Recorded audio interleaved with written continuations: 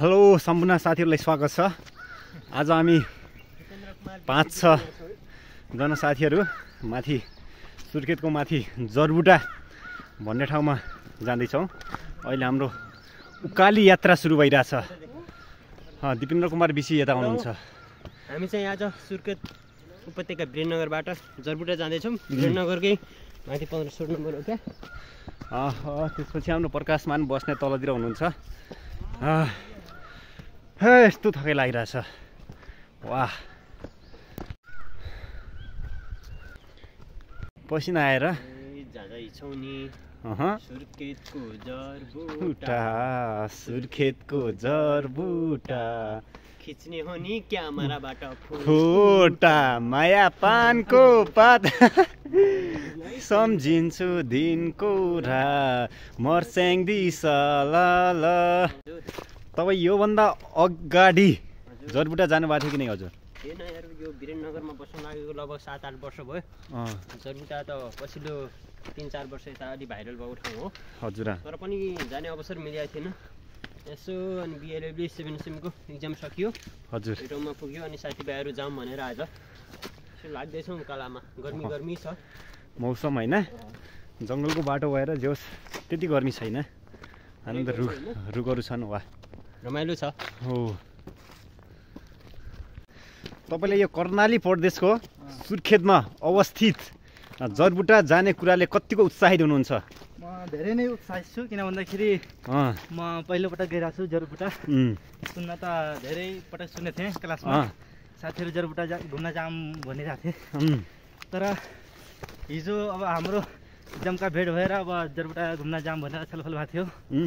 तर छलफल गर्ने साथीहरू चाहिँ खासै आउँछन् जस्तो चाहिँ लागेन। तर वाह, हाम्रो टोलीहरू यता अगाडि बढ्दैछन्। वाह, प्रजापति बाफ्रे, एक त कालो थियो, झन् चस्मा लगाएर गोरो देखिएको अवस्था छ।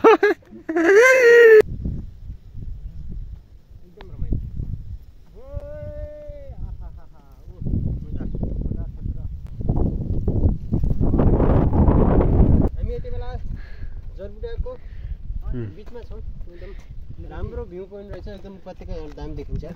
वाह, उपत्यका यहाँदेखि वीरेन्द्रनगर नगरपालिकाको उपत्यका। वाह, एयरपोर्ट भन्दा त्यो उतापट्टि हो।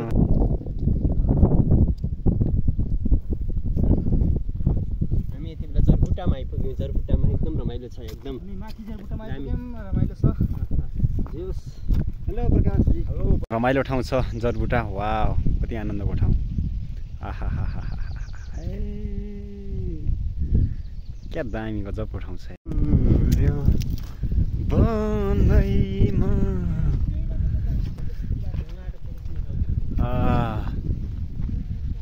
हामी जोस जरबुटा पुग्न लागिसक्यौँ। वाह,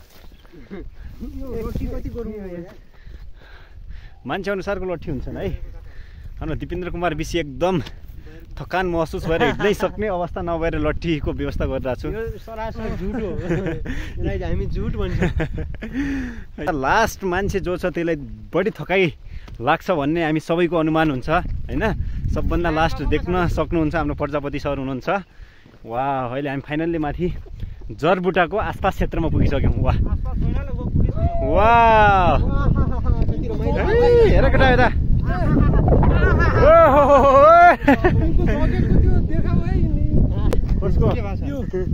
हरियाली बन। आज हामी जरबुटाबाट सुर्खेतको मनमोहक दृश्य, सुर्खेत बजार क्षेत्रको मनमोहक दृश्य देखाउने प्रयत्न गर्दैछौँ। हाम्रो साथीहरू तल आउँदैछन्। एकदम बाटो उकालो भयो भने एकदम अहिले जोस् गर्मी त्यति साह्रो छैन, एकदम रमाइलो छ। हाम्रो दिपेन्द्र कुमार बिसी, वाह कति मजा छ हिँड्न। हाम्रो दिप कुमार प्रजापति चस्मा लगाएर एकदम ह्यान्डसम हुनुभएको छ। कति मजा छ। प्रकाशमान बस्नेत हुनुहुन्छ जाजरकोट जुनिचाँदे गाउँपालिका मैनपाखा भन्ने ठाउँको हुनुहुन्छ उहाँलाई। यहाँ हाम्रो साथीहरू माथि छन्। मैले बाटोमा हिँड्दैछु, बिरालो बाटोमा। वाह, आहा ठाउँ।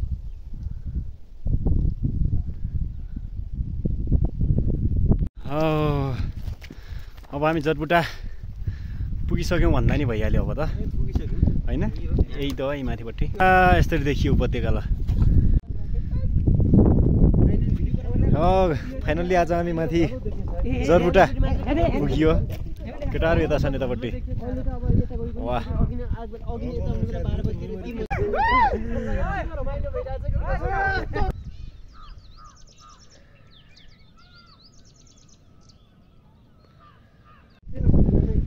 विष्णु विवेक सर के छ तपाईँलाई जरबुटा कस्तो लागिरहेछ सर अहिले यो म पहिलोपटक आएको अत्यन्तै रमणीय छ तर यसलाई अब अलिकति हामी यसलाई चाहिँ अलिकति व्यवस्थित बनाउनु पर्ने छ गर्न अति आवश्यक छ मान्छेको चलबलसँग यहाँको चाहिँ अव्यवस्थित छ अब अव्यवस्थित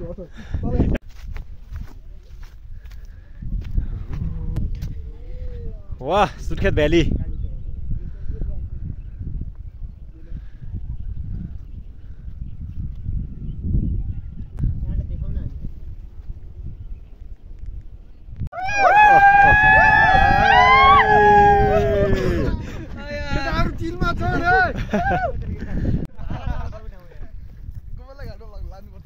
केटाहरूको जम्बो टोली छ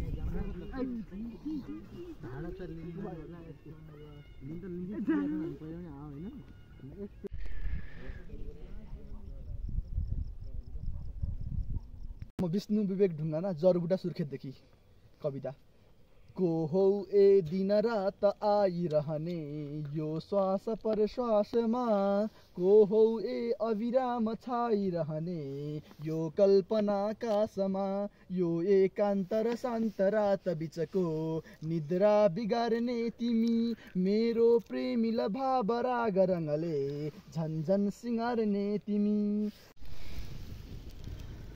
माथिपट्टि आइज ठिकै छ यता तातो रात्रिकालीन अवस्था छ अहिले भरेर मजाले बसिरहेको छ साथीहरू दामी आगो देखाउ त वाह दामी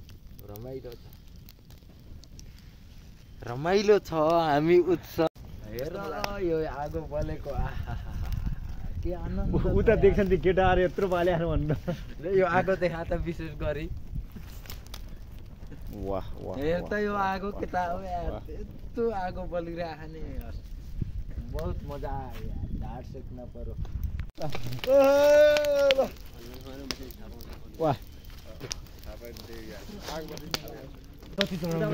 होइन एकवटा